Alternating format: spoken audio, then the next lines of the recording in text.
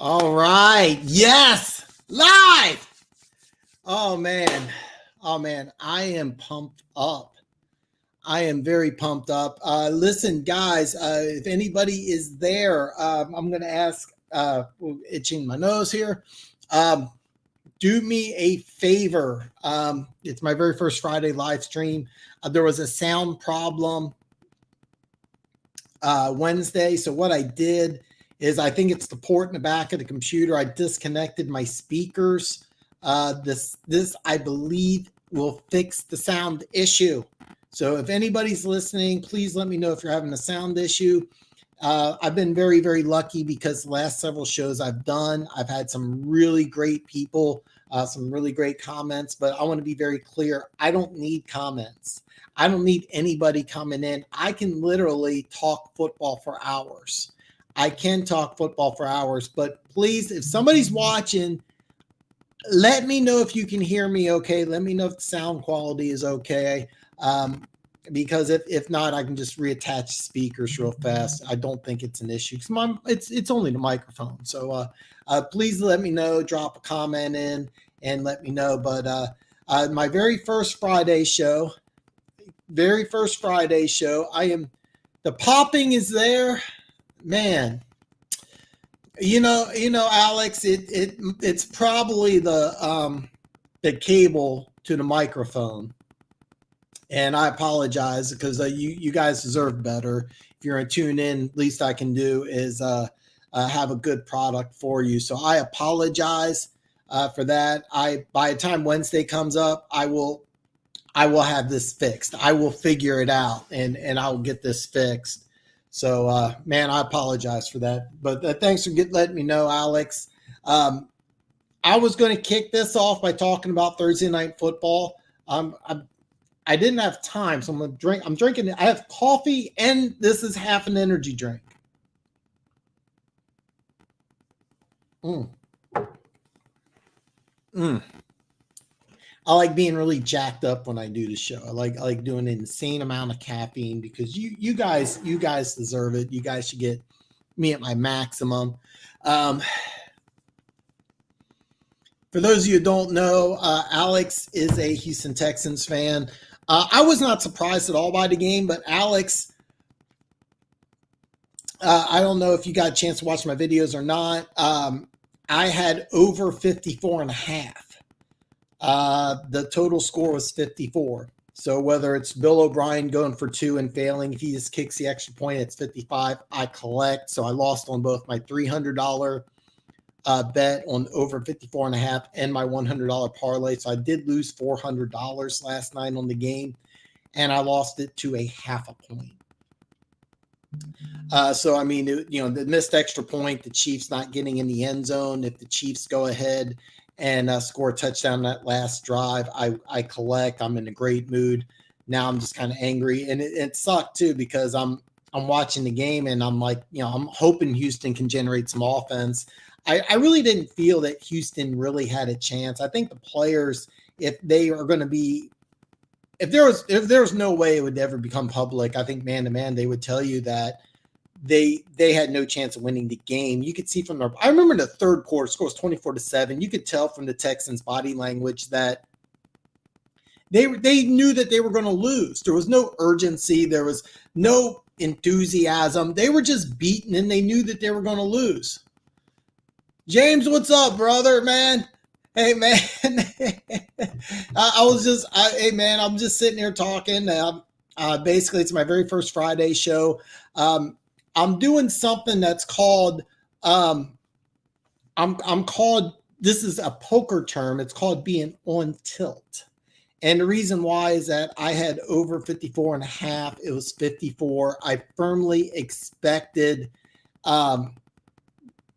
that to win this bet. I thought it was a good bet. I thought it was a smart bet. But this is very key when you do sports gambling is you have to stick to you have to have money management. You have to have discipline. You have to stick to your bankroll.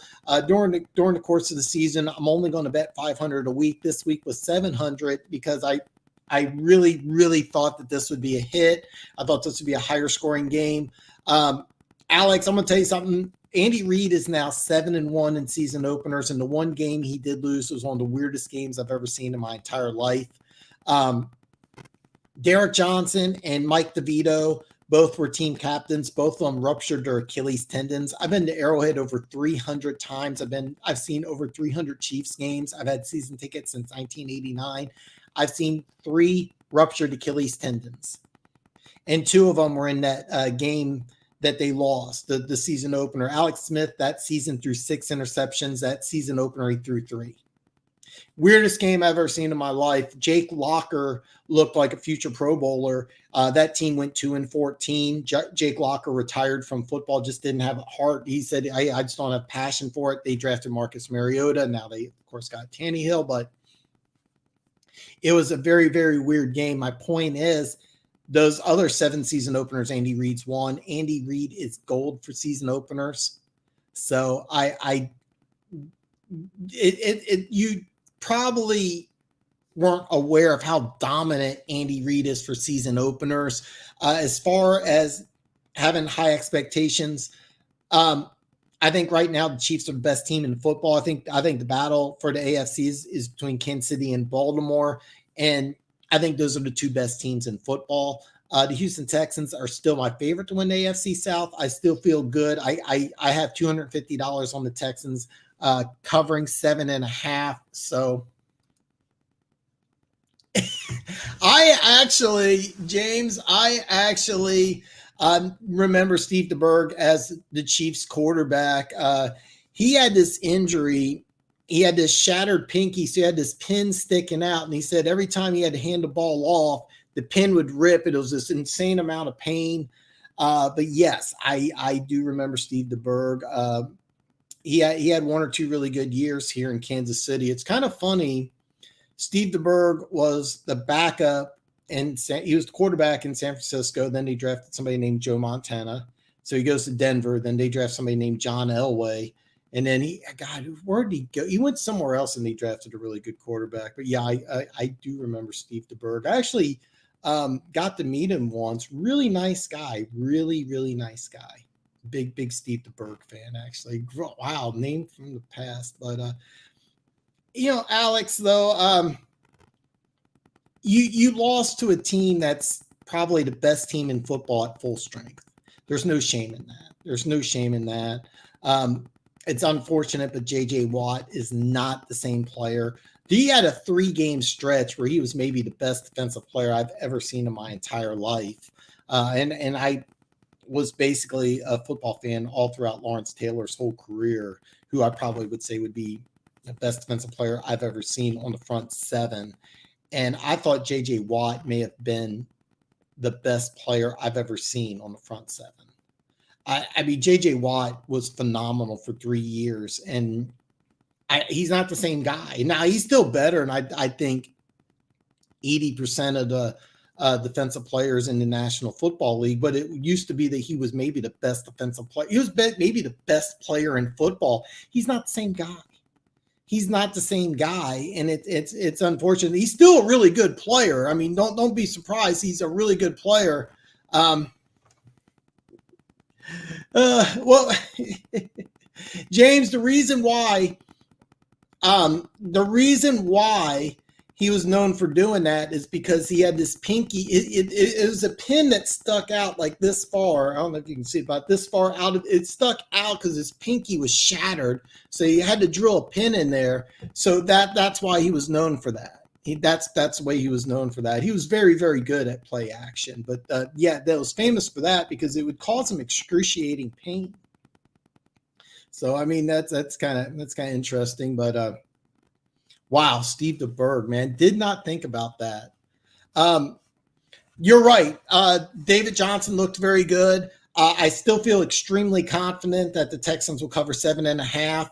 So I feel really good about that. They're just not on the same caliber as the Kansas City Chiefs, which are right now the best team in football. Now, you have to understand something. Between now and week 4 and week 5, you're going to have minor injuries. The Chiefs, Alex Okafor got injured, and I think one of their corners got banged up. So you're gonna have some injuries, but David Johnson looked really good. I think the offense looked really sluggish, and will get better throughout the season. I do like what they're doing offensively. You got Cooks, you got William Fuller, you got Reggie Cobb, you got Kenny Stills. You have a bunch of smaller wide receivers, but nobody really stepped up in that game. So, hey James, man, I'll be 46 soon, brother. I'll be 46 soon. So, man, yeah. We can talk old school anytime you want. I love talking old school. But yeah, I mean, the one thing I will say about the Houston Texans is as the season goes on, they are going to be they're going to be much improved. So they're going to be much improved. So I would not hang your head too low. I still think that they're my favorite to win the AFC South. So don't worry about it. Don't feel bad. They did not look good. I think as a man, they would flat out tell you, hey, we're not on that level. But this is a long season. This is a very long season. So, I mean, there's a lot that could happen. Hopefully, I always cheer for health.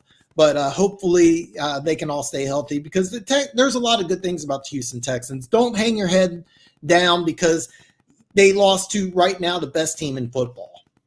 So, man, I that's one of my favorite things to do, James, is talk old school, man. I think you're right. Remember, they started off 0-3, and then was a 9-game stretch. And keep in mind they play Baltimore next week, but and I'm going to talk about that just depending on how long the show goes, but I'm going to talk about that Baltimore game in a little bit too. So Galloway, oh really? Galloway is out. That's huge. I'm actually glad you brought that up because I am going to break down every single game this week, and I'm also going to talk about week 2 a little bit depending on how much time we have.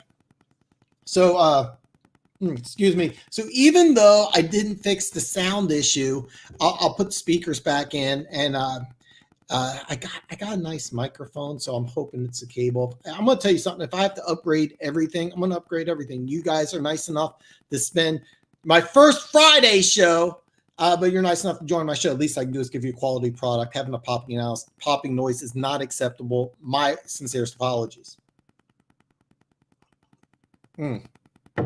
But I do got some good stuff here for you. I'm going to go ahead and get ready to roll here.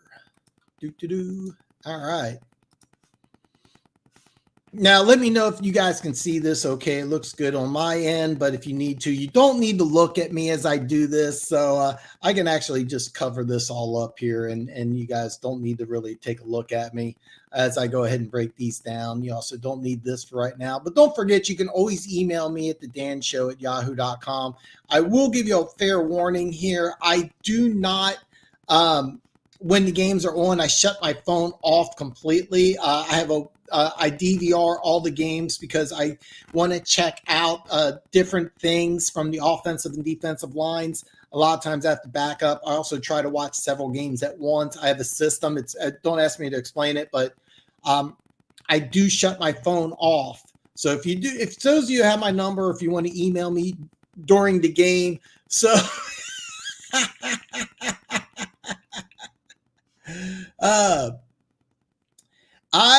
you know what? I'm going to, if I get a chance, we're going to talk about that game, and I'll explain why here later on if we get a chance. But I'm going to break down all these games here. First game we got here is Miami at New England. Over under is 42. New England's a 6.5 point favorite. And bottom line with this game, I know Miami won last year in New England. This is a big time revenge game. I have no idea how Cam Newton is going to look with New England. Also, Miami's got a lot of new pieces in play too. So this is going to be very, very interesting. This is a game I kind of want to avoid, but if I did have to put action down, I would take the Patriots in 6.5. I am tempted because 42 is a small number. Remember, last year's score was 34-27. That's 61 points. So 42 is a low number. So I am a little surprised about that, but I would avoid this game. But I think the best play would be New England 6.5. By the way, I'm starting off with all the noon games. Green Bay at Minnesota. The over-under is 45. Minnesota is a 2.5-point favorite. I do like Minnesota, despite Daniel Hunter being out. He's going to miss the first couple of games. I do like Minnesota, even though they got some youth. Minnesota at home is very, very tough. This is not me hating on Green Bay. I'm just telling you right now, Minnesota is very tough. By the way, the Minnesota Vikings fans at Arrowhead last year were extremely cool. They sat right behind us. They were yelling skull. They explained it all to me. I'm not going to go into detail. Some girls that were in front of us told them to F off. And long story short, we had some crappy fans, but the Vikings fans were super cool. By the way, I'm going to let you know, I have a man crush on Mike Zimmer. I've always loved Mike Zimmer. So I do have a man crush on him. Next game, Jets at Buffalo. And Mike's not here, but he hit me up in the comments section. He really likes this game. He likes Buffalo and 6.5. I don't, because last year these two teams played to a 16-15 game. Divisional rivals. I'm not as high on Buffalo as a lot of people are. I'm much higher on the Jets. I do think Buffalo wins the game, but I don't know about 6.5. It's a big spread, especially for a team like in Buffalo that doesn't really have a explosive offense. This is a team that really wants to score about 24 points and say, hey, if we score 24, you're going to go ahead and beat us. This is an interesting game. Jacksonville, Indianapolis. I do fully expect Indianapolis to win. The over-under is 45. I actually really like the over on this, and I didn't mark it. I should have. I really like the over on this game. I also like Jacksonville to cover 8. I think this is going to be a surprise to people. I think this is going to be, yeah,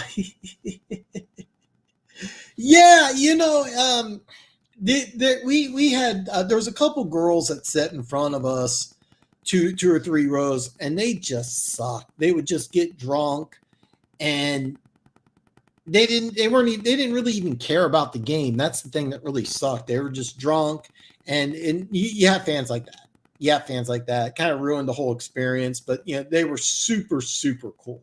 Super cool.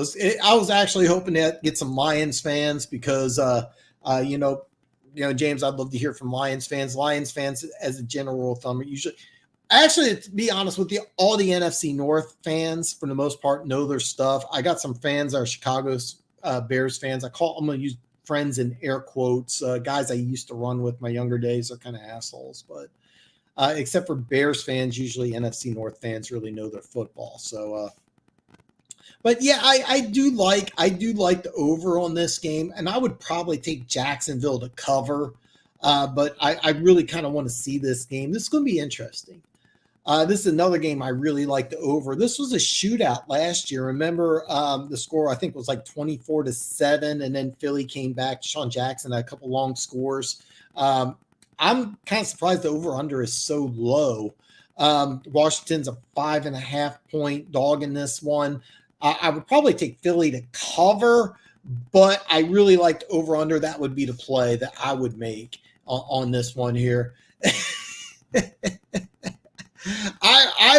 I'll tell you what, I've been on the Luke G show twice. I've gotten lots of love from Detroit. So I have nothing but good things to say about Detroit Lions fans. They have been nothing but good to me. So I got nothing but love for the Detroit Lions.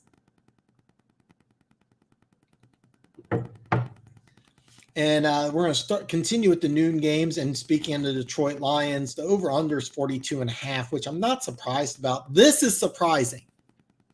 All right. This was a pick'em. And then for the longest time, Detroit was a 1-point favorite. And I actually like Chicago. I'm sorry, James. I do like Chicago in this one. Heavy money has come in to this game because this went from a pick'em to a 1 to 2.5. So a lot of money in the last couple of days. There was a lot of love for the Detroit Lions. I'm not going to lie. I don't see it, but there's a lot of love for the Detroit Lions. The Detroit Lions are now a 2.5-point favorite. This is going to be a very interesting game. Mitchell Trubisky gets the start for the Bears. I can't wait to watch this game. I am extremely excited to watch this game, but if you're going to put action on it, I would love to hear from you. I'll be honest, I would take the Bears. I would take the Bears despite the intriguing quarterback situation. And think that'll be interesting to see how the Lions, a lot of people are talking about that offense, but the Bears defense, Robert Quinn's a big addition. I'm a lot higher on the Bears than a lot of people. I do, even though I got some love with the Detroit Lions fans, I'm not that high on Detroit, man. I'm sorry, James. I got to keep it real, though. I'm just giving you my opinion. This is another game that the line has really, really changed big. Seattle at Atlanta, the over-under is 49.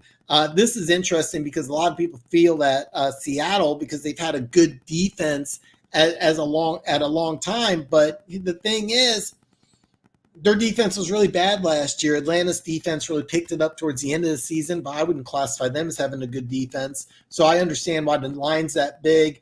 Atlanta this is another game that was at 1, jumped up to 2.5. So there's heavy action on the Seattle Seahawks here. And by the way, here's the difference is that Detroit is at home. Seattle's getting action on the road. And so that's a little interesting. I do like Seattle in this game, to tell you the truth. I do like Seattle. I like them a lot better at 1 than 2.5.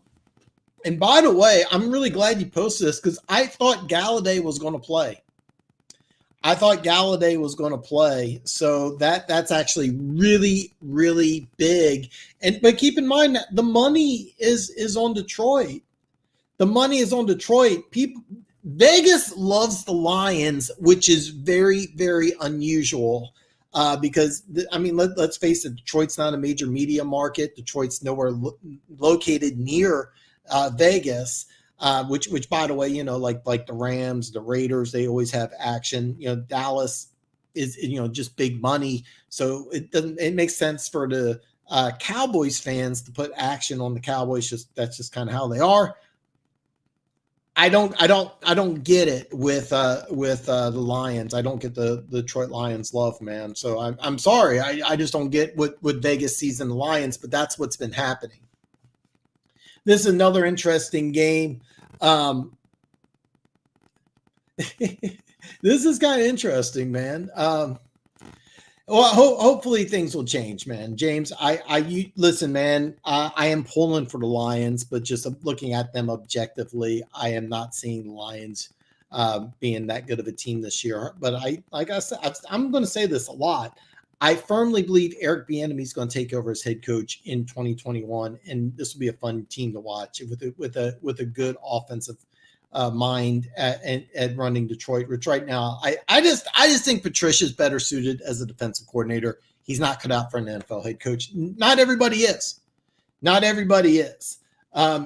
This game here, Cleveland at Baltimore. I'm going to be a little crazy here because I would actually take Cleveland to cover. Remember, Cleveland won in Baltimore last year. Nick Chubb had a huge game. I would actually take Cleveland to cover. This could be a fun game. This could be a surprising shootout. Over under a 48 is a little high, but yeah. And yeah, exactly, James. Exactly. Stafford has to stay healthy. That's the biggest thing is that are you getting Stafford or are you getting Stafford or are you getting Stafford at like 80%, 75%? Because if you're getting vintage Stafford and the defense can be somewhat decent, then yeah, you got a chance, but I just don't see it. Yeah. I mean, there's so many things with injuries this year, but unlike most years where you have a chance to develop players, the Chiefs got very lucky with their 4th round draft pick. He had an interception in the game last week. CEH, a rookie, no preseason. He was able to come in and have a big game. Matter of fact, I was kind of surprised. I think Ross Blacklock, I don't know if he's injured. I should have asked you about it. I didn't even see him play. And I really was curious how they would use him, but he didn't even play. So how rookies can adapt is going to be a steeper learning curve than normal years. And I'm not talking first-round players. I'm talking like the Chiefs. The Chiefs had a 4th-round player who had a big impact for the season opener. But you're 100% correct, Alex. Season injuries are going to be big this year. And hey, man, if you're a fan, you want to win. If you're a fan, you want to win. Bottom line. This is a game that, if you watch my video, I got the Raiders in 2.5. This jumped up to 3. It actually opened. Carolina was a 1-point favorite, so this is a 4-point swing. This is massive. So I'm really glad I got 2.5. I really wanted 1. I think the Raiders are going to win this game big. I think the Raiders are going to win by double digits. So I do have action on this one. This is my big one here. And then we got the evening games. And by the way, here's the drill.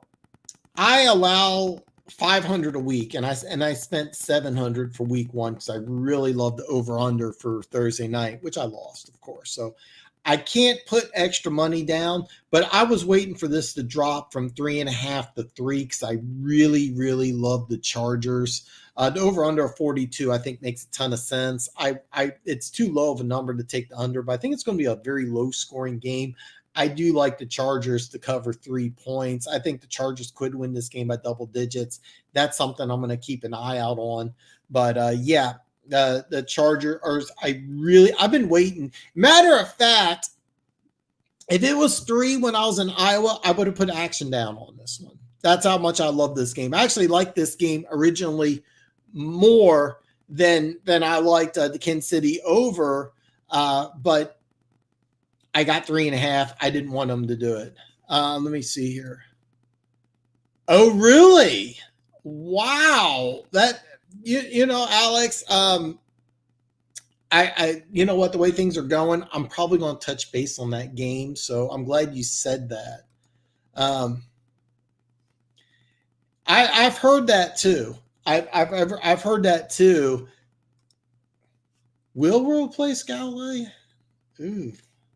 That to me, I'm telling you this. I said this during the offseason. People kept on questioning me. I wouldn't be surprised if DeAndre Swift leads the team in receptions. I think he's going to have like 80, 85 receptions. I really do. I think he's going to lead team in receptions.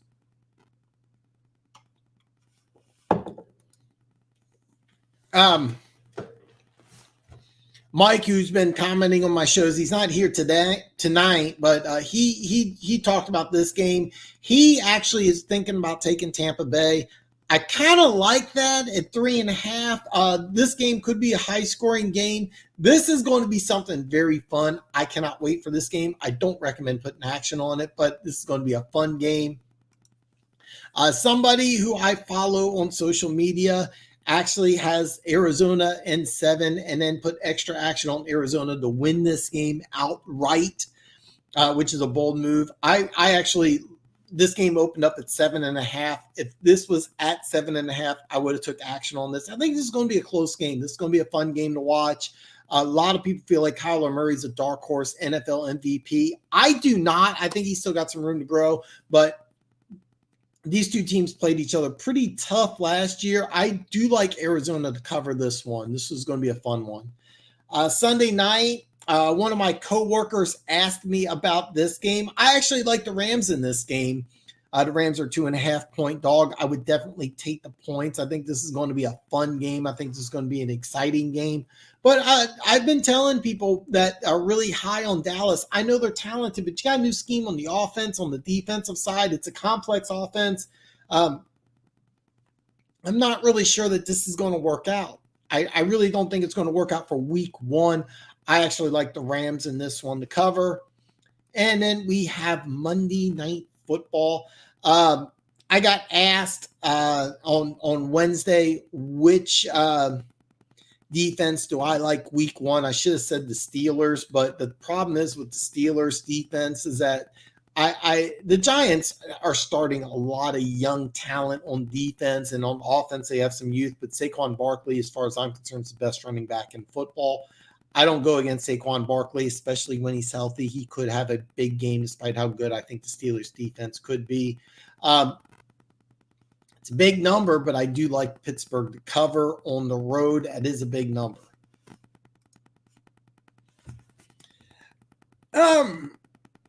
I think so, but I also know that last year Tampa Bay beat the Saints. The Saints have been known to come out week one a little slow. They've been known to come out week one a little slow. I'm looking forward to this game. This is going to be a fun game. I'm not fond of it either way, but I think Tampa Bay to cover 3.5, it might be a safe bet. I think it's going to be a fun game. The only issue I have with the Saints, and the only reason I'm not jumping all over this, Alex, is that the Saints in the past have come out really slow, including last year. Tampa Bay beat them last year, week one. So we'll have to see what happens. But it's going to be a very good game. This game here, Tennessee at Denver, I have not. I should have checked before I came on the air. Von Miller's injury supposedly was out for the year. I didn't have time to check and see what's going to happen with Von Miller, but no, Von Miller's a big impact. I actually liked Tennessee. The line was, I think, 2, and it's jumped up from 2 to 3. I'm going to guess it's just due to Von Miller. The over-under at 41. I know both these teams have good defenses, but this is hopefully going to be a fun game. I could see it easily being a low-scoring game. I feel just the opposite. But people in Denver are extremely high on the Broncos. I had them finishing third. Even before Von Miller going out. I do think Tennessee's the better team, but Denver is a very difficult place to play at, especially if you're not used to it. This is going to be a fun game. Now, because I kind of got to go through this pretty quick, I'm going to share with you something I'm going to go to a lot more detail Wednesday for the main show. This is just kind of something I wanted to put together. I apologize immensely for the popping noise in advance. That's something I need to fix. I do have an extra cable for the microphone. I'm going to try that next. So, but this is something I'm looking at for week 2. I went ahead and when I was doing the notes for the show, I put together some notes here, and these are just games that kind of stood out for week 2. Some games that the lines are already available, and games I'm tempted to. So these are things I'm going to touch base on for my Wednesday show. But bottom line, these are some games I'm kind of looking at ahead of time already. This is week 2 action that kind of stood out to me. Minnesota at Indianapolis, Minnesota being a 2.5-point dog. I actually like Minnesota. Mike, what's up, buddy? I not really. I'm okay. I do bet college, but I haven't had the opportunity to break down college football as much as I would like to. My goal and my dream is that I would currently call myself an amateur handicapper because I have a full-time job. Actually, I have a full-time and a part-time job. And I eventually want to get to a point where I am self-sufficient, where I don't need an employer, and I just bet on football for a living and offer my advice to people. Don't get me wrong, I have a YouTube channel, but I'm never going to be one of these people that just does YouTube for a living. I'm not going to be a professional YouTuber, but I want to use YouTube as a way. I would love it if YouTube paid me. I have to hit 1,000 subscribers. I'm almost at 600. Which I'm really proud of. But I would love to be able to make a living betting on football. If I get to the point where I'm doing that, I'll bet a lot more on college. Because to be honest with you, college is really where you make your money at, not pro football.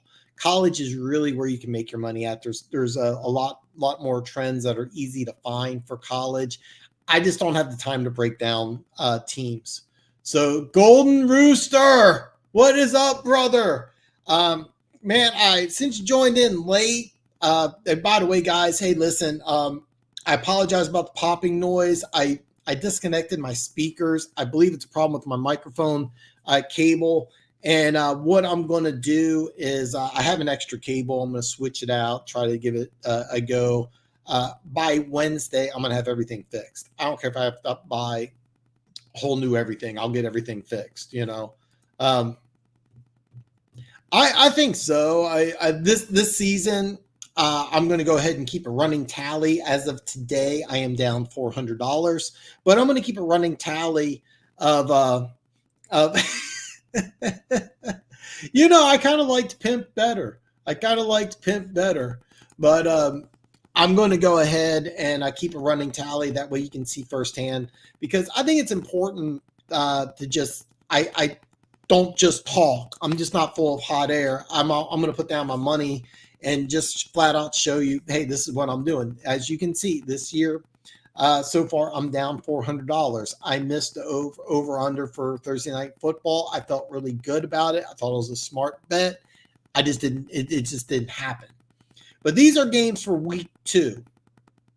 These are some week 2 games that I kind of just like. These are ones that kind of stood out to me. I like Minnesota in 2.5. I know it'd be on the road. It'll be interesting to see what Indianapolis does in their season opener, but I still do like Minnesota in this one. Jacksonville at Tennessee. The over-under is 43. I would leave that alone because I think it's going to be a low-scoring game. I like this. It's weird. I am seeing... Hopefully you guys can see this okay, because my computer just did something kind of weird here. So if there are some visual problems, let me know. But Jacksonville, I do like Jacksonville to cover 11. I fully expect Tennessee to win this game. I think it's going to be a lower scoring game than you think. So I do like Jacksonville to cover this one. We'll have to see how the line changes. If Jacksonville loses big, this could jump up. And if Tennessee wins big on Monday night, keep in mind, Tennessee's they're playing at Denver. They're coming back. The trip from Jacksonville to Nashville is not very far. So I actually really do like this one. This is one I'm probably going to put action down on. Next one, San Francisco at the Jets. This is all week 2, guys. This is week 2. This isn't week 1. This is all week 2 stuff that really caught my eye. These are games. By the way, I would love to hear from you guys. What do you think? Are these good games? Are these bad games? What are your opinions? Because these are ones I'm thinking, hey, these are possibilities of me putting action down next week. By the way, it's an old school approach, but a home dog is always good to bet on. A home dog is always good to bet on. I don't think San Francisco is nearly as good as people think, and I think the Jets are better. This could easily jump up to 6, but I'm keeping an eye out on this one. I got the Jets covering 6 points right here.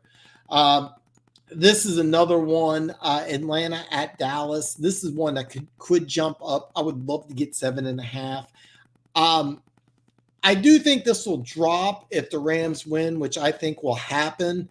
But if I can get 7.5, I will definitely put action on that. The over-under will be interesting as well. I think Dallas is going to have a bad defense this year, so it will be interesting.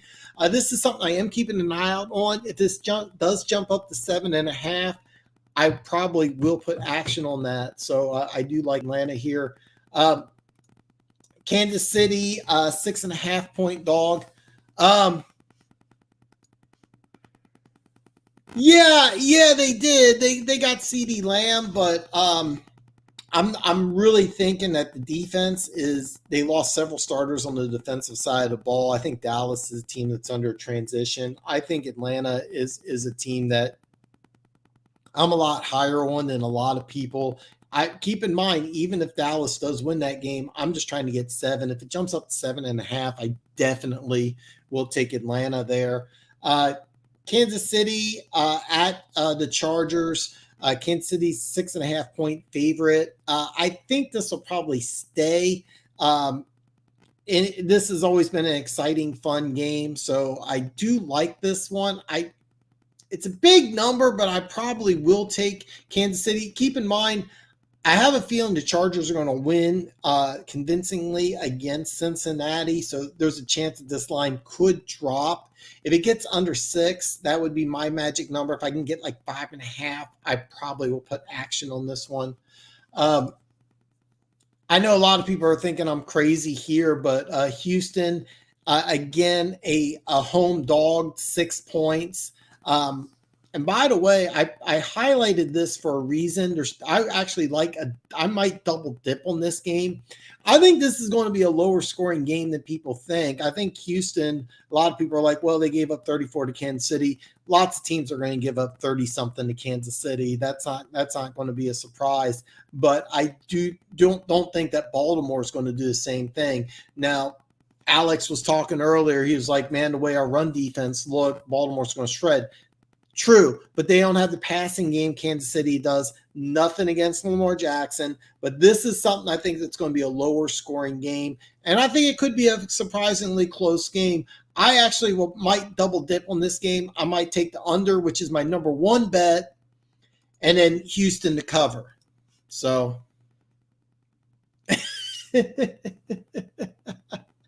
hey Alex, listen, man. I only followed football, but let me tell you something. There's been some dark days in Kansas City. There has been some dark days. The Royals were a really bad team for a very long time. I'll be honest. I don't follow baseball. I have no idea how the Royals are doing, but yeah, man. Yeah, I understand. But listen, I'm telling you right now, this is a good bet. I love this might be my number one bet under 54 and a half. I think it's going to be a lower scoring game than people think. This is a big number. So I do like the under here. And I'm leaning towards Houston to cover. Taking a home dog is always a good thing. This is another game I like. I like over 44 here, New England and Seattle. I think neither defense is as good as they were last year. New England had one of the best defenses in football. Seattle's still struggling on defense, but I do expect Seattle and New England to go 1-0. So it'll be a battle of unbeatens. I think New England's not going to have a problem going to Seattle.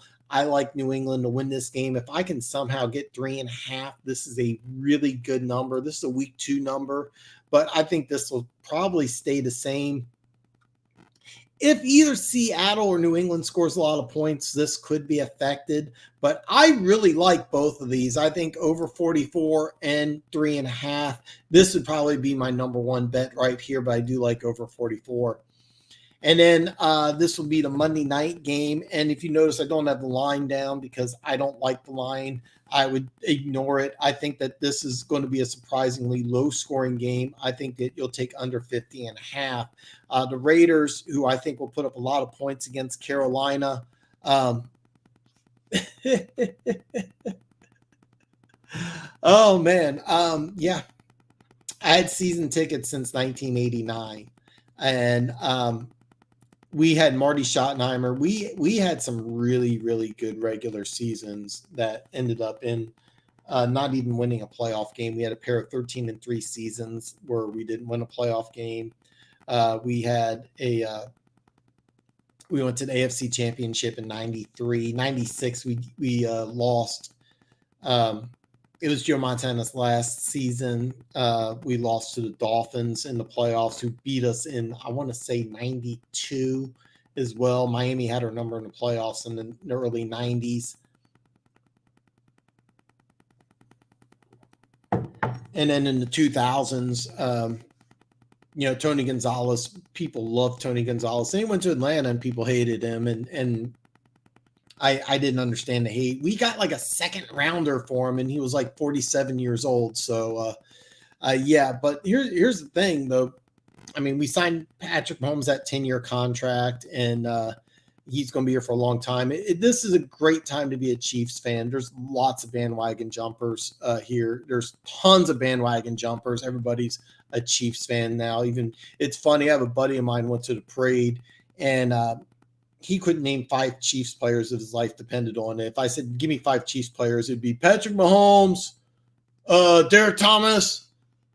So, hey, man, the hardest year to be a Chiefs fan was 2012. 2-14. God, what's his name? Committed suicide at the Chiefs facility. He said goodbye to Romeo Crennel and then killed himself. After he killed his girlfriend who was pregnant, yeah. This was one of my favorite all-time players, James. Oh, I loved Christian Okoye. he was such a great, oh God, Mike, Christmas Day. This was the very last. You're talking about the 1972 playoff game, if I'm correct. This is the last game at Memorial Stadium before they shut it down. And the Chiefs, by the way, the 1969 Chiefs that won the Super Bowl had one of the greatest defenses of all time. 6 starters on that defense. 6 defensive players are in the Pro Football Hall of Fame. 6. And in 1969, it wasn't like today. So it was all 11 players just started, on every down. There wasn't like the rotation it is nowadays. So over half of the defensive players are in the Pro Football Hall of Fame, and that defense was so good.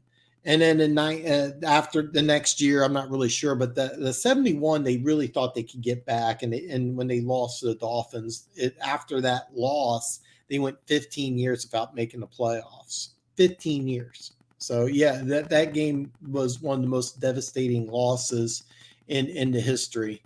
I know you mean Len Dawson, and that is correct. Len Dawson. Yeah, I know. I got you, buddy. Yep. Hank Stram. People loved Hank Stram. People love Len Dawson. It bothers me when Chiefs fans before last year, before Mahomes won the Super Bowl, was saying that Mahomes is better than Len Dawson. Len Dawson won an AFL championship, went to Super Bowl 1, and then won Super Bowl 4. And he was the face of Kansas City. He did the sports announcing. He did a lot of things for the Kansas City. He was doing radio for Kansas City for the longest time. Do not feel sorry for us, because I know the history of the Detroit Lions. We did win a Super Bowl, so it was validated. So hey, man, I'm pulling for the Lions here. So, but these are games that I'm kind of keeping my eye out on. Specifically, I do like this one. I like this one. I really like this one. I'm pretty sure I'm going to put action here too. So that's kind of what I'm looking at. So anyway, here it is here. That's kind of what I got, man. I really want to put action down on the Chargers being a 3-point favorite at Cincinnati. That was a game I really liked. I would have put action on it at 3.5, but I'm doing something that's called money management and discipline. I cannot emphasize this enough. You have to have enough discipline to not go on tilt. Just because you got a loss, you can't put more money down. You have to have a budget of what you're going to allocate for each game for each week. And I allocated 500. I exploded over that with 700 this week.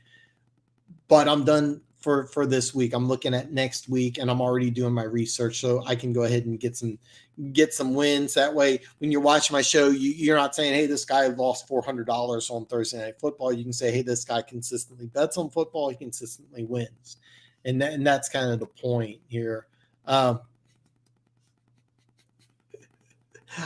know what? Gruden. It was basically Gruden James, and what it is that they really wanted John Gruden on TV.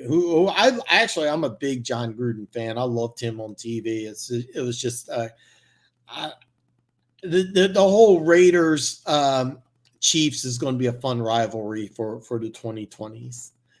So for the rest of the decade, it's going to be an extremely good rivalry. I think the Raiders are in the right direction, and the Chiefs got, I think, the best player in the National Football League in Patrick Mahomes. Now, keep in mind, a Chiefs fan saying Patrick Mahomes is the best player in the National Football League really shouldn't mean too much. But if you watch PTI, both Tony Kornheiser and Michael Wilbon, both of those guys, who's the other guy comes in? Frank Isola. Yeah, he comes in, and all three of them have said that Patrick Mahomes is the best player in the National Football League. So when you have national syndicated sports journalists saying that Patrick Mahomes is the best player in the National Football League, That's completely different than from somebody who has had Chiefs season tickets for 30 years saying, "Hey, Patrick Mahomes is the best player in the National Football League." You can't believe that. So, yeah, man.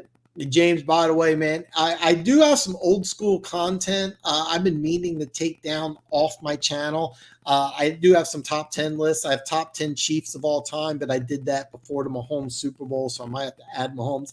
He didn't make the list when I did it, but this was after the 2018 season that I made the list. I also have top 10 running backs of all time. I have top 10 Super Bowl teams of all time I made a couple years ago. And I've been meaning to take those down, especially the Super Bowl teams. So, okay. I'm gonna give you both here. You're right. You're 100% right. But if you would have said, Dan, I'll give you a free plane ride, free tickets, and you can go watch Chiefs play in Oakland, I would say, no, I'm good.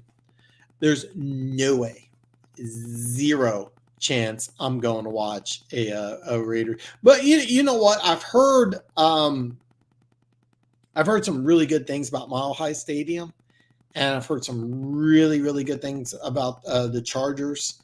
Or I'm sorry, the Broncos. I won't go to Mile High.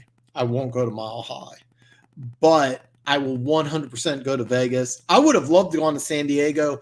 I don't know if I'd go to LA. I thought San Diego would be really cool to go visit. I don't know about LA. I really don't know about LA. I probably should, just to say I did it. I've been to Vegas several times. First time I went to Vegas, my buddy was like, because I drove there. I actually drove from Kansas City to Vegas, and my buddy was trying to get me to drive to it's just outside of LA. I can't remember what it was, but I was like, nah, dude, I just drove 1,500 miles. I'm not doing any more driving. But I would never go to a Raiders game. Never. In Oakland. But am I going to a Vegas game? Absolutely. Absolutely. And you, dude, here's the thing about Raiders fans. They were actually really cool. It's okay. The last 2 years, there was this, I'm going to say 60, because I have no idea. And she wore a skull. This is even before the pandemic. So she wore a skull bandana over her face, jean shorts, and a T-shirt. And in the last 2 years, the Raiders have come to Kansas City in December. So like one game, it was like 20 degrees, and she wore a T-shirt and jean shorts. She was only there for like 5 minutes, and she made a complete ass of herself. She probably would have got kicked out if she didn't leave like in the first 5 minutes anyway. But it just made, and then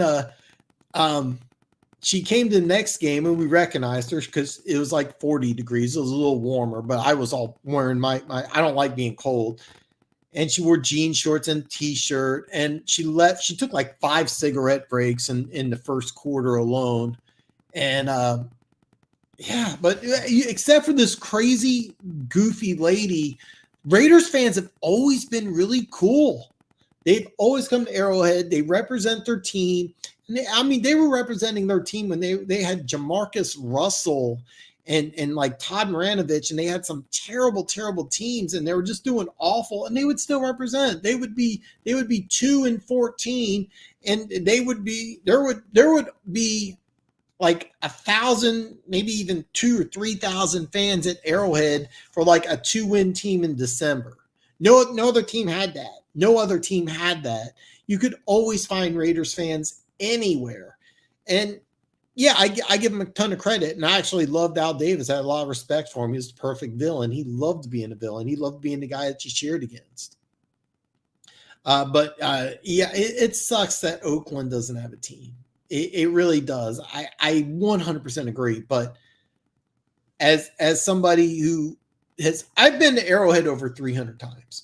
I've never been to opposing stadium. My sister saw Jacksonville, the Chiefs in Jacksonville, the Houston game in 2016, I think it was. She went to that one. She's gone to a few otty other games, and she says it was always a good time. She brings her husband. I don't know how I would respond in an opposing stadium because at Arrowhead I yell and scream my head off, but I would try to be semi respectful. But it's always kind of cool because when I go to a Chiefs game and there's a fan from the opposing team, if he has any sort of intelligence, I always kind of like try to strike up a conversation. And last year I got to talk to Vikings fans. They explained the whole skull thing. They were super cool. They were easily my most favorite fans. There were some cheeseheads always travel well. We didn't have a chance to have Detroit come to Arrowhead, but I'd like to hear from Detroit fans. Vikings fans travel really, really well. Really, really well. Chargers fans are always kind of douchey, believe it or not. I heard that too. I don't remember off the top of my head the last time the Saints came to Arrowhead, so I can't vouch for this. I will say this: Cowboys and Eagles fans have come to Arrowhead and both sucked. I can say that. I was saying that. Oh man, you're right. James, you're right about that. And Lamar Hunt actually was pushing for this for a very, very, very long time. And what it was is that he wanted a game at Arrowhead. So the first time it switched to 3 games, they ended up having that game at Arrowhead. I was at that game, of course, and it was a great game. It was really weird because if you've ever been to Arrowhead, you yell and scream as loud as you can. So anyway, there's people that came to the game that never been to a game before, and they're sitting in front of us. And one girl, I started yelling. I used to, like, you cup your hands and you just you just yell, try to make it's the loudest stadium on earth. And the girl turned around, like gave me a weird look, and I looked at her and I was like, "It's Arrowhead," and they left like middle of the second quarter because they just weren't expecting it. Mike, I am really glad you brought this up. And the reason why is because I actually had this game on DVR. The KU running back, Pookie Williams, is a dark horse Heisman candidate. I don't know if you've seen this guy play, but this guy is really good. If I'm correct, the game's in Lawrence. I have this game on my DVR. I'm going to watch this. I'm glad you brought this up because I actually am DVRing this. And Pookie Williams, a Heisman candidate. You're taking Coastal, right? I'm guessing you're. I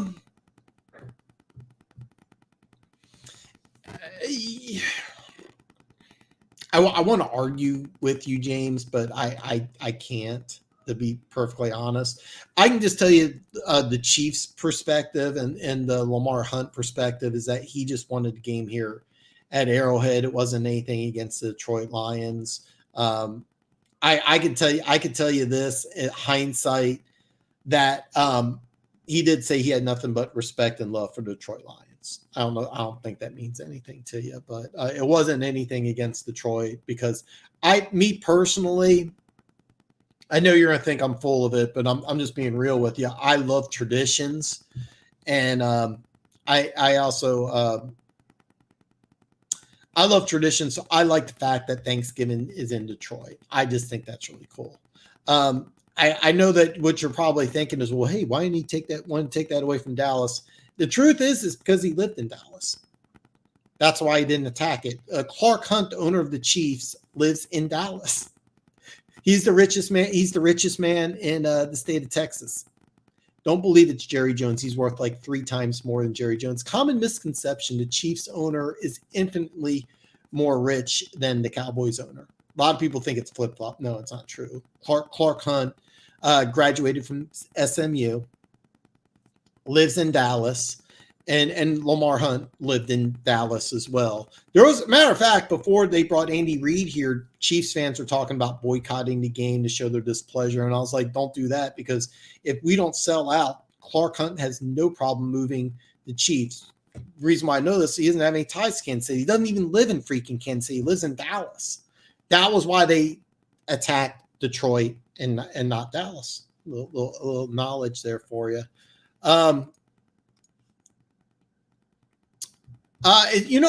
You're right. I think you're right about KU. Um, I'm gonna pull for you, man. I'm gonna pull for you, but I'm gonna pull for you, Mike. But I think you're gonna lose that bet. I think you're gonna lose that bet. The game's in Lawrence, and Pookie Williams is a dark horse Heisman candidate. Les Miles, for those if you don't know, Les Miles won national championship at LSU, and he had for a while just as much NFL talent as in I'm pulling for you, Mike. I want you to win. Please keep me. Please understand. I want you to win, but I think you're going to be disappointed because what he's done is what he's done is he's brought a lot of talent to KU, and it's the first time in a long time that KU's been able to get any recruiting at all. The secret is if you're in the Big 12 or the Big 10 or whatever the hell they call themselves, you have to get players from Texas, and it's so hard to go to a Texas kid and say, come to the middle of Kansas where you have tornadoes and snowstorms and play. It's really hard to do, but Les Miles has found a way to do it, and he's been able to get Texas kids to come to Kansas. I'm pulling for you. I got the game on DVR. I am going to watch it Saturday, so I am pulling for you. And James, no, you're not dogging the Chiefs at all. I mean, you're not dogging the Chiefs at one bit. I'm not mad at you. I understand your frustration because what I would think of if I was a Detroit Lions fan, my first reaction would be, why didn't you want to attack Dallas? Why not take Dallas away? Why are you coming at Detroit? And what it wasn't anything against either Detroit or Dallas. Is this he wanted the Thanksgiving game at Arrowhead. That's just all he wanted. And Lamar Hunt, it was very, very well respected. Clark Hunt is doing some interesting things. As a matter of fact, he has both Andy Reid and originally it was John Dorsey, both report directly to him. Now it's I forgot they assigned him to a 6-year extension, but the Chiefs general manager and Andy Reid both reports directly to the owner, so they both have equal say. But believe me when I say this, that Andy Reid runs that franchise. Trust me, if there's a disagreement, Andy Reid's going to win that. And then but hey, Mike, I'm definitely pulling for you. I got the game on DVR. I don't do college because I just currently don't have the time to investigate all the teams and everything. But I'm telling you right now, KU has had a very underrated recruiting class. They've been able to finally get some of those Texas kids. And if you know anything about high school football, the best high school football in the world is played in Texas. And if you're in the Big 10 or it's called the Big 12, but there's 10 teams in it, which is stupid because the Big 10 has like 19 teams. In order to compete in Big 10, Big 12, you got to get players from Texas. You have to. And you have to get players from Texas. So I'm pulling for you, and I got the game on DVR. So I'm going to pull for you. I am watching that because I've been wanting to watch more of this Pookie Williams. He's a really good player. He's like 5'6", 170. Where's number one? And really exciting player. If you hold him to under 100 yards, you may win that game. Hey James, is he starting? I really was hoping that he would start. I really think that in the type of defense that the Lions run, I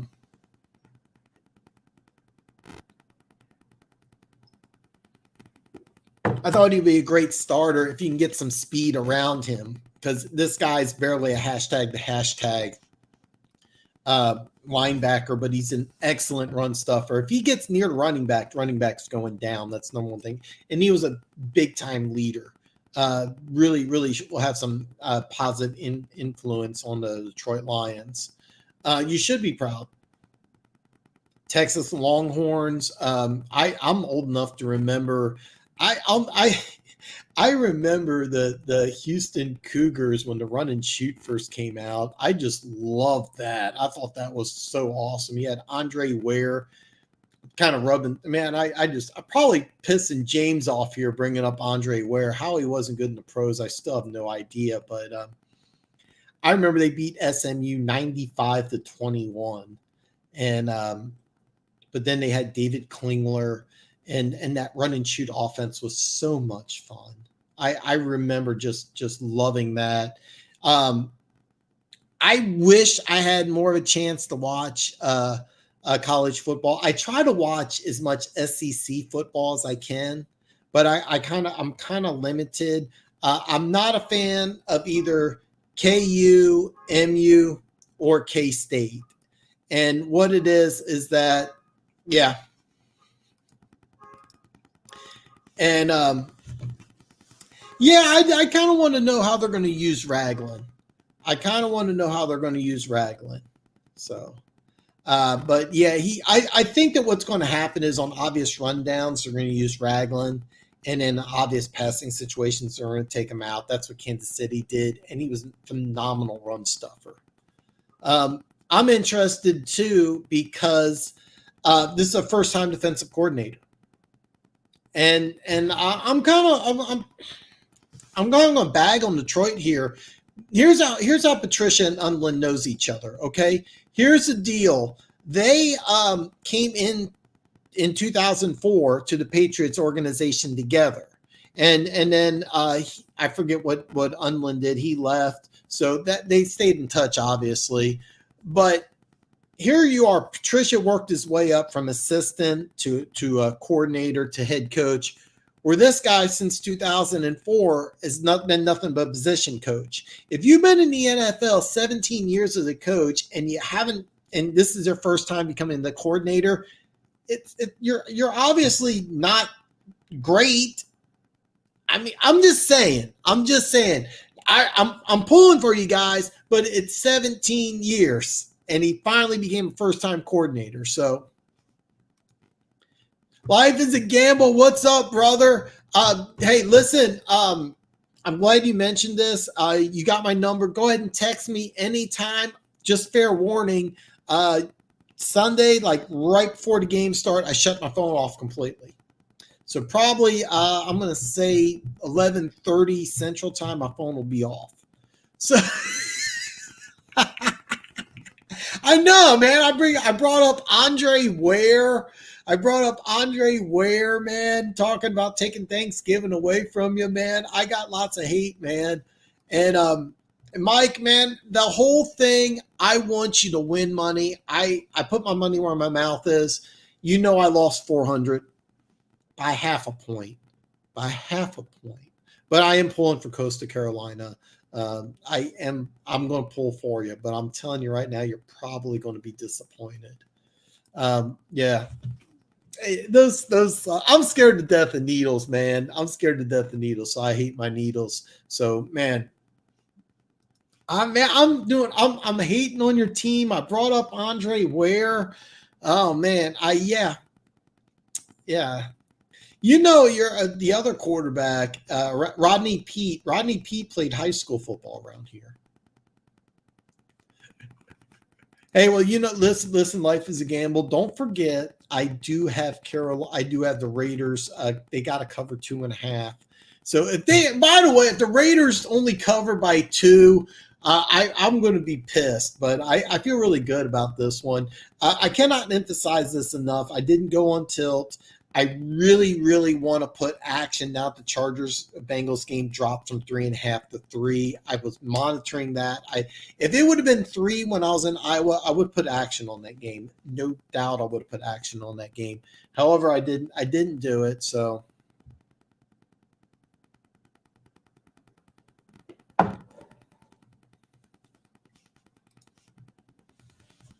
Yeah, I mean, originally the Panthers were a 1-point favorite, and when I saw that, I really wanted to jump in on it. I have a structure, and I wanted to wait until the season started to open, but I really wanted to put action on that game. As soon as I saw that line, I knew it was going to jump. So I got 2.5. I think the Raiders win this game big.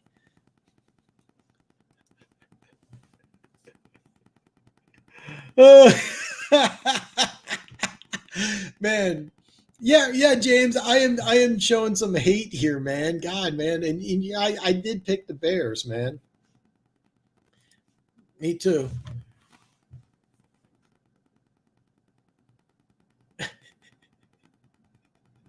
Man, it's going to be a fun game, man. It's going to be a fun game. I forgot about that. You're right. He had that great. I actually remember that season, and I thought that he was really. I thought he was going to be a next big thing. Had that favor of the guy, that number 4 guy. So, man, I'm hoping so, man. And I got nothing but love for you, man. I'm gonna tell you something. I'm pulling for the Lions, but I would probably bet on the Bears. But I don't have action either way. I don't have action either way. So, but yeah, I'm pulling for the Lions. So, Henry Ruggs. Yeah, I don't know, man. I don't know about that. I hope so.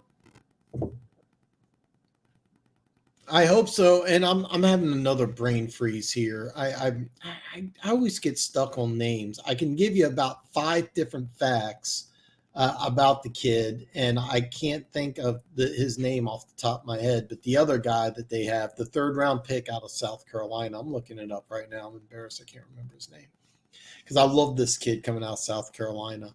I absolutely love this kid. And what's his name? Brian Edwards. Okay. According to our lads, he's starting, which is interesting. Edwards may be the guy to watch. Edwards may be the guy to watch, not Ruggs. But of course, I'm pulling for you, man. Almost forgot the Steelers defense. The Steelers defense is another defense. Keep an eye on. It's just that I love Saquon Barkley, so. Hey man, there's a lot of reasons why I got the Raiders to cover 2.5 on this one. This was actually my number 1 game, and then my number 2 game would have actually been the Chargers at 3, but it was 3.5 when I was in Iowa, so I didn't put action on it. And then I'm going to just stay within my boundaries and my limits. So that's kind of the reason why. And by the way, guys, for those of you who jumped on late, I do have a new cable. I'm going to flip out the cable. Hopefully it'll stop the popping noise. I apologize because you guys deserve a lot better. Brian Edwards, yeah. I love this. I think this guy I think this guy's could have a better career. Gruden loves this kid. This is a big physical dude. I think most years he would have gone in the 2nd round. This year, of course, if you followed the draft, I got a lot of draft videos, by the way. You can just thumb through all my stuff here. But bottom line, this is a guy most years would go in the 2nd round. He dropped to the 3rd. This is a guy I think is going to actually have a better career than Ruggs. And hey, look, man, I'm hoping Ruggs goes for 200 yards and 4 touchdowns for you, but Brian Edwards is a guy I think Gruden's just going to fall in love with.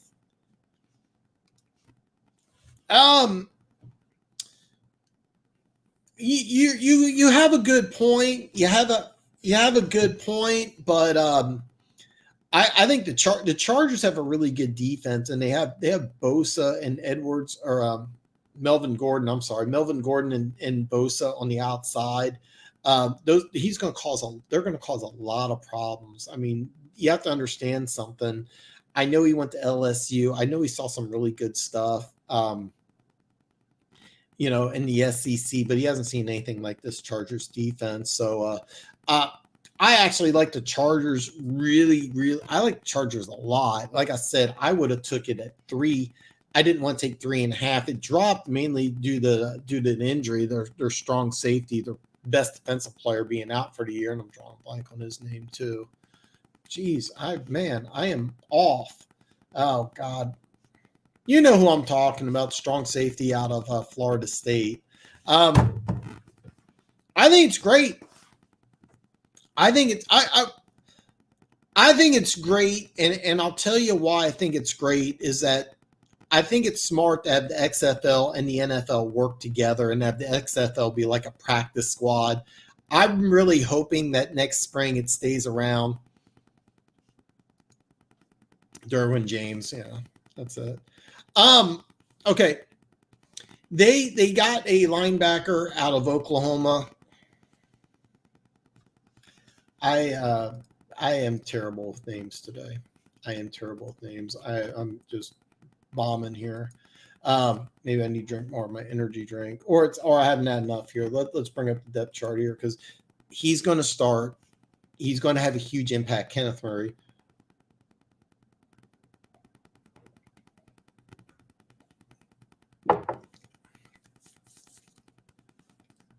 The Chargers have a good defense. I'm worried about their offense. I think week one they really take it to Cincinnati. So that's just my opinion. I'm kind of hoping they win the game big because I'm looking at the Chiefs Chargers and I'm hoping that line drops because if it does, I definitely want to take Kansas City week 2. You're right. The one thing you have to understand is Jonah Williams. A lot of people thought he was a guard. He was going to be slated as the starting left tackle. He got injured during training camp, missed a whole year. He's now slated to be a starting left tackle. A lot of people thought he was a guard. So I'm not really sure if I mean, look, listen, you're going against Joey Bosa in your first NFL start. And you're protecting a rookie quarterback who didn't even get a chance for preseason. So I think Cincinnati. I think this is going to be a long year for Bengals fans. I really do. I'll do my best, but I really think this is going to be a long year. I've said this. I said the same thing last year. Joe Mixon's a dark horse MVP. I love Joe Mixon. So. Man, it was fun last night, man. It was really fun, but it was really fun last night. But losing that bet by half a point was just heartbreaking. Man, Funk, you know what's good? The good is the Chiefs winning. What's bad is me losing the half point. I had over 54.5 and ended up being 54. So, yeah, but man, Funk, it's good to see you, brother. I was doing some hating on the Lions earlier. I brought up Andre Ware, so you probably hate me. Hey man, this is the whole point of this. The whole point of this show is to get people's opinions here. We got one guy who thinks the Bengals are the team to look for. We got another person who thinks that it's the Chargers, but that's the whole thing. Man. It wouldn't surprise me. I'm having another brain fart. The tight end you guys picked up. Didn't you pick him up from Pittsburgh? It wouldn't surprise me. Okay, let's just do this. It wouldn't surprise me if you see a lot of 11 personnel. It wouldn't surprise me. I really think you need to get Swift in there. I think you need to get Swift in there a lot. Who's the tight end you guys got? Yeah, Jimmy. Yeah, man. But let me tell you something. I wanted to go on tilt because the Chargers-Bengals game dropped from 3.5 to 3, and I really wanted to take the Chargers. If it was 3 when I was in Iowa, I would have put action on it. But since all my funds are gone, I'm not taking that bet. Hopefully I win with Carolina, and then if you just tuned in out, I got several games that I'm looking out for week 2. So there's going to be lots of action for week 2. You just want to see how the line jumped up. It's now you guys are 2.5 point favorites. So the Bengals are a team that's really poised for 2021. They got a lot of talent on both sides of the ball, a lot of young talent. Plus, it'll be interesting to see what happens after this year. John Ross is a free agent. You have no idea what's going to happen with AJ Green.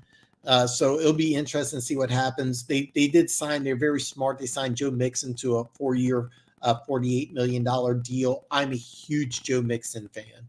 Jesse James, yeah, you don't be surprised. Put Jesse James and Hawkinson together.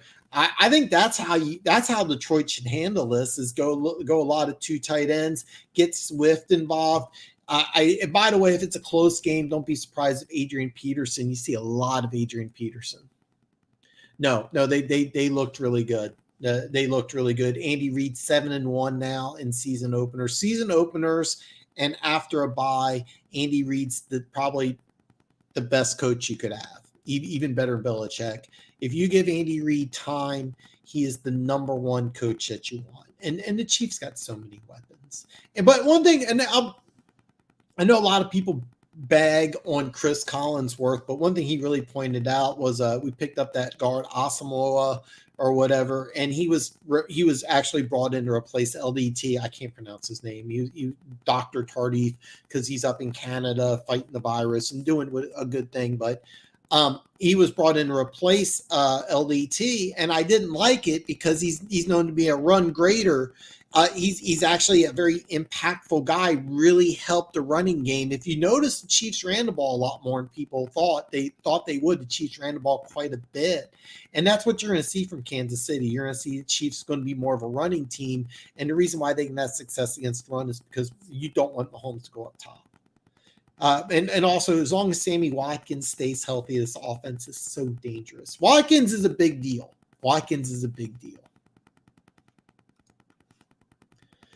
I am too, but it's different in the pros. I'm glad you brought that up. I didn't know about Galloway being out, so.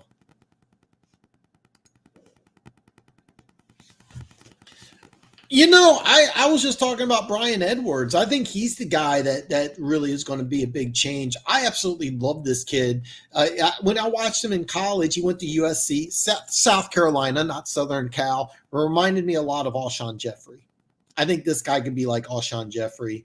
I think he actually will have a bigger impact this year than Ruggs, but Ruggs adds a speed dimension that the Raiders haven't had. But this Brian Edwards kid is really good. This kid's really good. You're Alex again. You're 100% correct. This is why I liked 54.5 is because I really thought the Texans' offense wouldn't be as bad as they were. I mean, they looked off the whole game. They were going against the depleted Chiefs secondary. They really should have been able to score a lot more. Your offense will get more points involved. Trust me, I'm a Chiefs fan, but the Chiefs, this offense, when you go back, and I'm not going to do it. I could look it up real fast.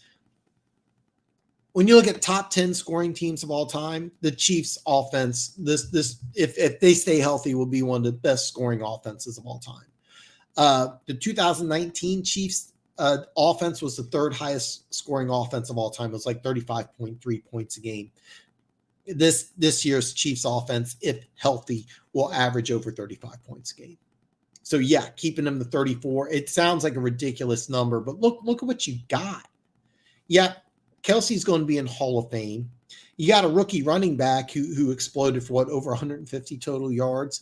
You got Tyreek Hill who has literally world-class speed. Sammy Watkins is a legitimate number 1 guy. You got Pro Bowl kick punt returner, a former 5-star running back, just learning to play receiver. But when Miracle Hardman gets ball in the open field, he's explosive. Number 5 option is Demarcus Robinson. He's the best wide receiver on a few teams, like New York Jets. So, yeah, 34 is not a bad number. Of course, keep in mind, if it was 38, I win that bet. Still mad about that. Yeah. I hope so. And the reason why I think you're going to run a lot of 12 personnels, I'm okay. My fanboy in me wants to see a lot of Adrian Peterson. And I think if you run 12 personnel, I think Adrian Peterson would be successful. I want him to have a big game. I think it'd be fun. Yeah, they did. They just didn't. Andy Reid is gold after a bye. Matter of fact, I'm going to say this now. You a spoiler alert, and I'll bring it up when it happens. But when the Chiefs have a bye this year, they play the Raiders in Vegas, and in Vegas, the Raiders don't get a bye. So that's a big thing, and that's something I'm probably going to put action on. And depending on how things go, there's a chance I may be in Vegas for that game. We'll have to wait and see. But yeah, you're right. They did not look sharp. I got action on them covering 7.5. I got them over 7.5 wins. They're still my favorite to win the AFC South, but no, they didn't look good at all. They didn't look good at all. I couldn't understand in the third quarter when the score was 24-7 why they weren't throwing the ball more. It looked like they just kind of gave up. They looked like they just gave up, and I agree. I heard that. I heard that James went ahead and told me. I didn't know that. I didn't know Galloway was out. I knew he was banged up. I thought he was going to play. Swift is going to play. Vegas loves you guys. You guys went from a 1 point to 2.5 point favorite. And what it started, okay, when the line opened up, I want to say in May, it was a pick 'em. Then they are a 1 point favorite, which to me made a lot of sense. But just over the last week or last couple of days, the line jumped from 1 to 2.5. I know you don't gamble a lot, but when a line jumps 1.5 points in a few days, that's a big deal. That's a very big deal. Lots of action is going towards the Lions. And I'll be honest, I don't see it. I think the Bears actually win this game. I'm pulling for the Lions, of course. But I like the Bears in this game. I do like the Bears in this game. But I'm hoping I'm wrong. I'm hoping I'm wrong. So I got a soft spot for you guys. You guys know you guys have given me nothing but love, and I've enjoyed it. I've enjoyed it. You guys have been nothing but good to me. But just logically, though,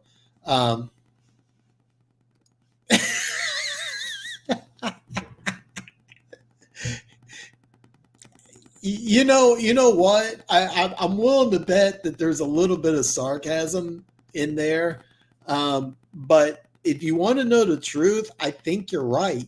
I really think you're right. I think you're correct. I think people were hoping to get Foles and hoping to get a little magic. I thought Trubisky would win the job. I really did. I think he's the smart choice to go forward. I think you build a team around Trubisky because I thought he got banged up.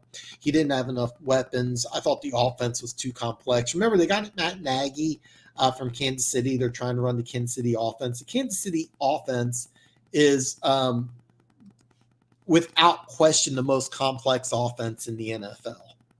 And he was trying to run it, and Trubisky couldn't handle it. And that's my opinion. I actually don't know. No sarcasm. Well, I don't know. I don't. You know what? You could be right. I'd have a hard time believing it would be that big.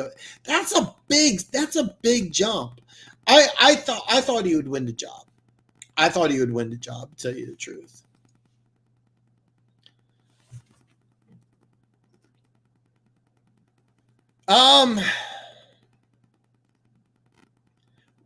Well, apparently he's out. I mean, I got a couple Lions fans in here. They're telling me he's out. I didn't know that. I did not know that. Jimmy, you know what? You don't have a dog in the fight. You don't have, aren't you in Chicago? I could be wrong about this, but you don't have a dog in the fight, so you got the Lions winning, huh? No, I think the Lions after the season clean house. I think they get a new GM. I think they get a new head coach. But the one thing I will say is that there's a lot of action going towards the Lions, which I don't see.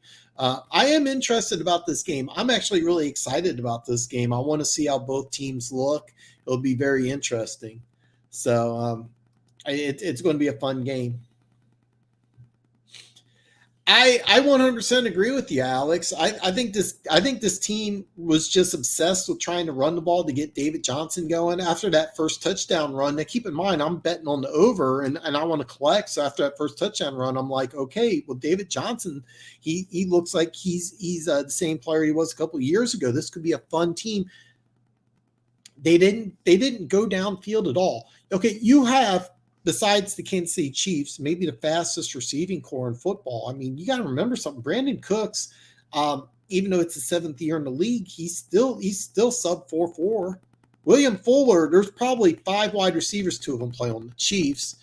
Actually, Fuller, I think, is faster than Hardman. No, Fuller ran a 4.31.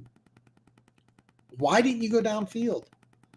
The Chiefs' weakness is their corners, and you're right. You're 100% correct. Okay, I remember. Okay, I'll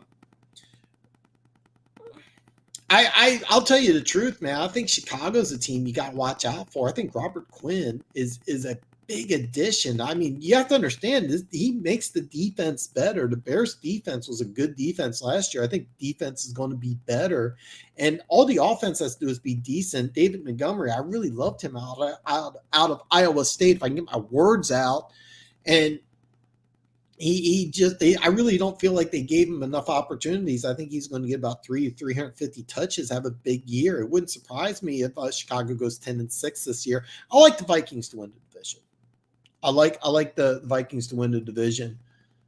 So Galloway. All right, let's all right. So you know what? I actually don't know, man. Oh, that would I think it would go almost to a pick 'em.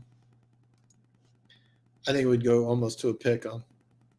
You know what? I've driven through Detroit, but I've never had a chance to stop in and do anything. I actually drove over the road and I drove through Michigan, drove through Chicago a few times, but it's actually Detroit's the place I need to go visit.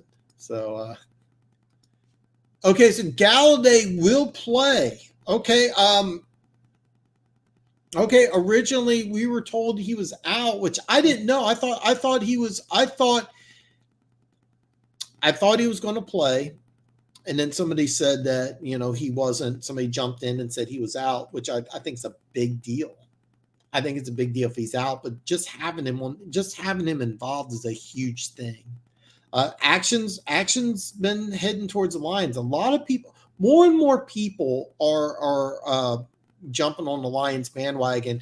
If you're a Lions fan and you're jumping on the Lions bandwagon, you're telling me the Lions are going to win, I'm taking it with a grain of salt. But when people that have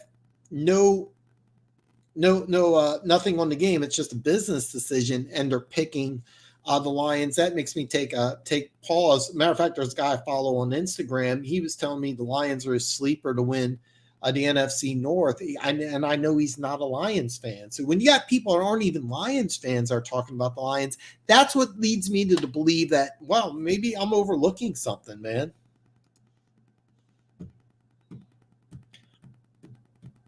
I heard this too. I think they're all going to play. I heard this, Funk. I think they're all going to play. If any one of these guys are out, then it wouldn't surprise me if Detroit wins. But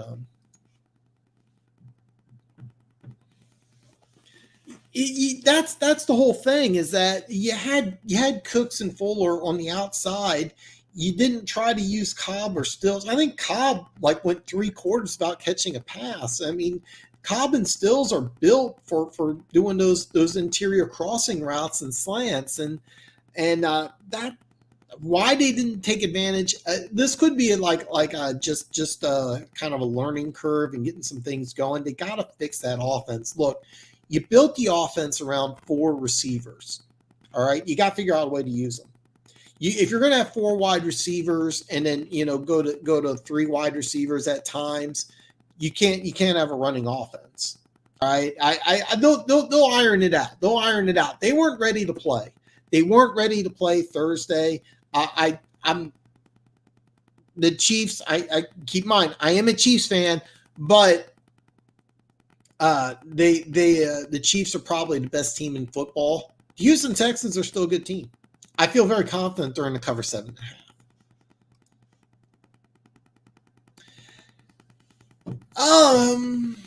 I don't know if he was the best corner. I remember when he was coming out of Miami, I wanted the Chiefs to get him. I was in love with this kid coming out of Miami. I thought he was going to be a really good player, and just never panned out in Pittsburgh. I thought he was going to get his stuff together, but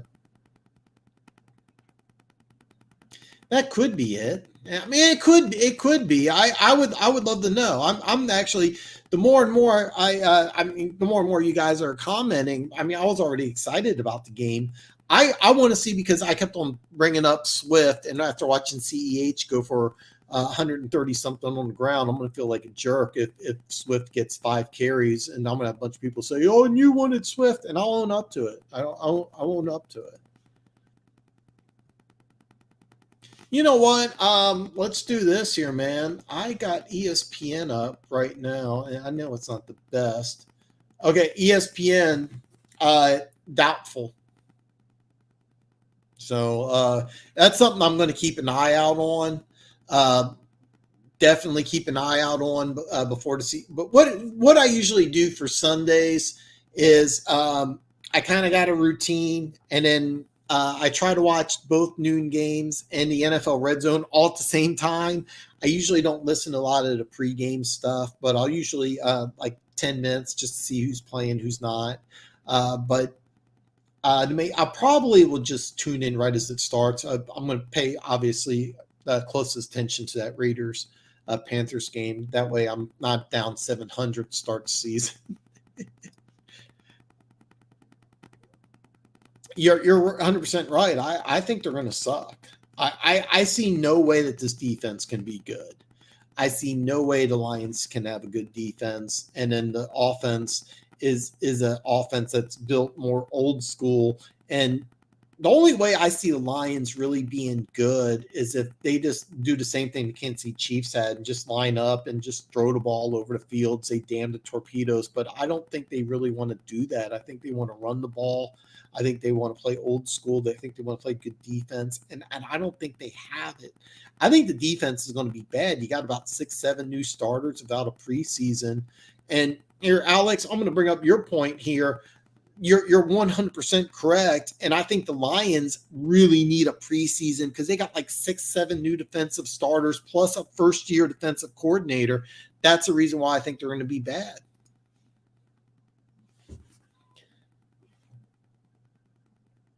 No, I mean, you're 100% right. You're 100% right. I mean, they got a couple. The Bears front seven, maybe the best front seven in football. It was before Goldman opted out, but even so, you got Quinn on one side, you got Mack on the other. You got another brain freeze at inside linebacker, Rokon Smith on the inside. You got some really good linebackers in play. So, but the weakness of the Bears is definitely their corners, and that I think the wide receivers of the Lions is definitely their strength. Hawkinson and Swift, I think, have to contribute. I'm excited about AP, so this is going to be it's going to be a fun game. I would love it if AP came in and had like 150 yards. I would love it. I would love it. Okay. Here, I'll bring this up here. I was looking at this. This would be my number one game, Jimmy. I've been waiting for this to drop. It finally went from 3.5 to 3. I really like the Chargers. You got Bosa and Melvin Ingram going against Jonah Williams. Jonah Williams, he's basically a rookie. So that's what you got. Mike's got Buffalo. I talked about this earlier. I love the Bills defense. I worry about their offense because that's a big line.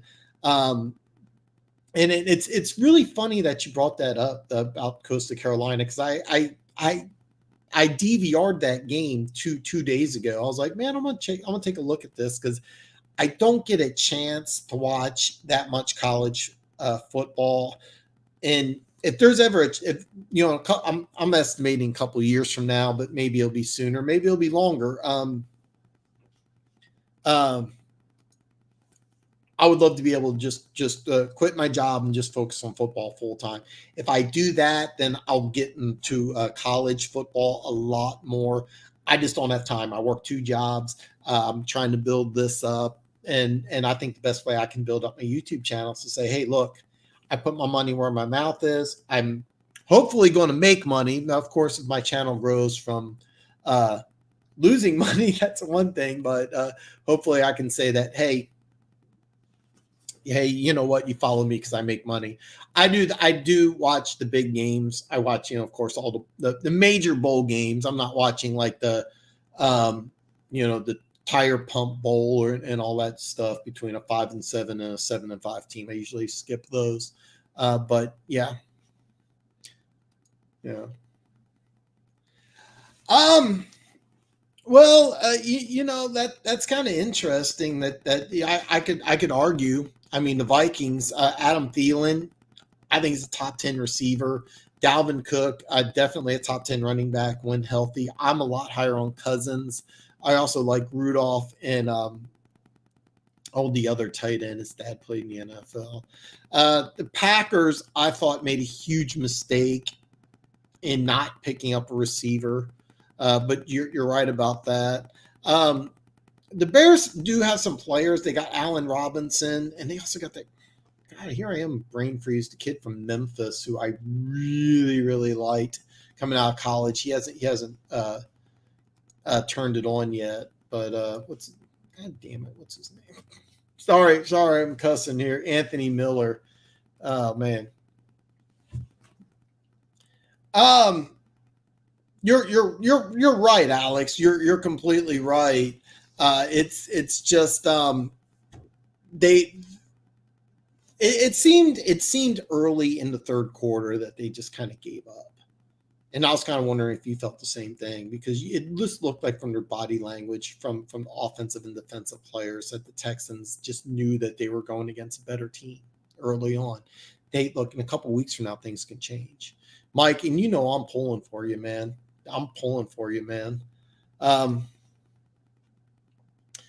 Rudolph, and I like the tight end. I love Justin Jefferson. I think I've heard he looked bad in preseason, but I love Justin Jefferson. I predicted Justin Jefferson would have a better season than Stephon Diggs.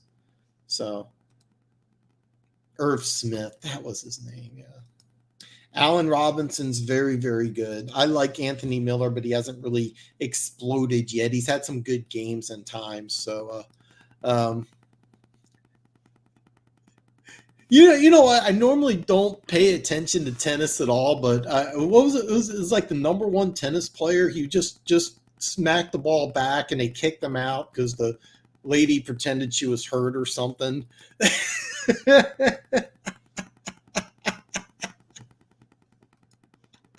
I like Irv Smith too, man. This is a guy very high on coming out of Alabama. So yeah. I got some great stuff here, man. But listen, hey guys, listen, man. I'm gonna wrap this up, man. This is my very first Friday show. Listen, I apologize about the sound issue. I literally have another cable here. I believe this is for different. Okay, never mind. I will get the audio issue ironed out before Wednesday. I promise I'll do everything I can. Listen, guys, you by the way, you can always shoot me an email if you have any questions. I will warn you that once the games start, probably like around 11:30, 11:45, I'm going to shut my phone off, so I won't answer emails, texts, etc. But if there's anything I can do to help you guys win some money, I'm going to do that. I think I'm going to stick with this format about having a live stream Wednesday and Friday. So we will be back Wednesday, same time. And I think I'm going to keep doing this. I just had a lot of fun. So you guys, thank you very much for joining. Some really, really great comments here. Really great comments, but I'm going to go ahead and end it. Hey guys, listen, have a great weekend. Good luck to all your teams. Good luck to all your bets. Mike, I'm going to watch that Coastal Carolina game. I'm pulling for you, and I will see you guys Wednesday.